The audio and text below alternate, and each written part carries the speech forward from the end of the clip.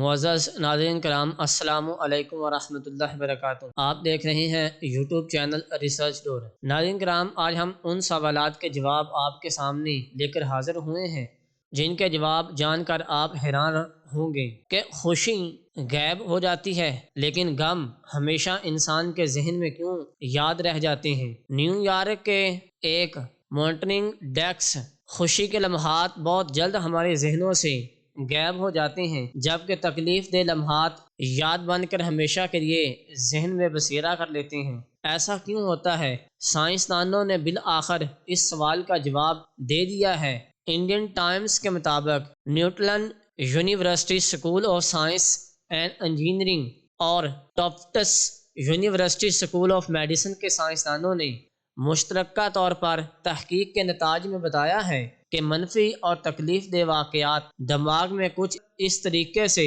Process ہوتے ہیں کہ اس سے دماغ کے الیکٹریکل چارجز کا پیٹرن تبدیل ہو جاتا ہے۔ ماہرین بتاتے ہیں کہ ایسے واقعات کی پروسیسنگ میں الیکٹرونک چارج کا پیٹرن بار بار پھٹنے کے عمل سے متشابہ ہو جاتا ہے۔ الیکٹرونک چارج کے پیٹرن میں یہی تبدیلی ان واقعات کو یاد میں تبدیل کر دیتی ہے جو طویل عرصے کے لیے دماغ میں محفوظ ہو جاتی ہیں۔ ناظرین اکرام، اگر ہم ان کو آپ کے سامنے سادہ الفاظ میں بیان کریں تو انسانی دماغ بے شمار خلیات پر مشتمل ہے۔ لاکھوں کروڑوں سیلز سے انسانی دماغ بنا ہوا ہے۔ جیسے ہم کسی چیز کو کسی ڈبے میں سٹور کریں تو وہ لیکوڈ طے بطے اس میں سٹور ہوتا چلا جائے گا، لیکن اگر ہم اس میں کینکریاں ڈال دیں تو اس کی حالت تبدیل ہو جائے گی۔